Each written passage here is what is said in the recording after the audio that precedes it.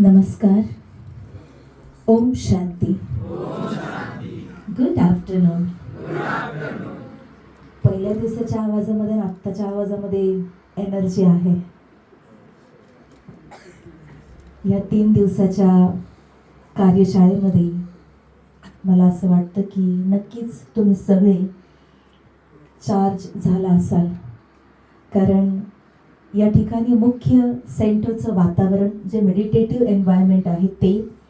दुसरी गोष्ट, रोज सकाळपासून संध्याकाळपर्यंत तुम्हाला फक्त आणि फक्त पॉझिटिव्ह गोष्टी शिकवल्या जात होत्या.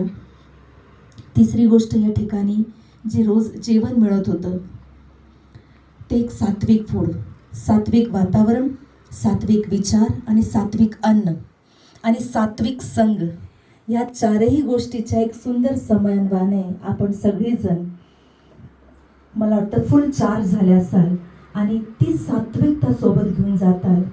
आणि सगळ्यात महत्त्वाचं, जे विचार जरी इथं ऐकलेले विसरले असताल तर मला असं वाटतं नक्की इथलं जे फूड आहे ते नक्की तुमच्यावर काम करून जाईल.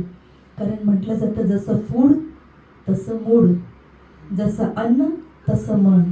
या ठिकाणी जे सात्विक अन्न तुम्ही ग्रहण केलेलं आहे त्या अन्नातून व्हायब्रेशन्स तर नक्की जातात. त्याचबरोबर या ठिकाणी जे पाणी होतं ते पाणी सुद्धा सात्विक पाणी. सात्विक पाणी याचा अर्थ काय? त्याच्यात व्हायब्रेशन सात्विक आहेत. आपण जिथेही जातो, कोणासाठी असंही म्हटलं जातं की एखाद्याचा स्वभाव वेगवेगळ्या प्रकारचा असेल तर म्हटलं जातं की कुठल्या गावचं पाणी पिलेलं आहे. तर तुम्ही आता ब्रह्माकुमारी सेंटरच्या गावचं पाणी पिलेलं आहात.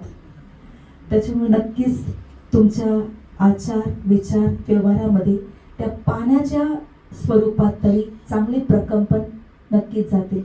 बऱ्याचदा असं होतं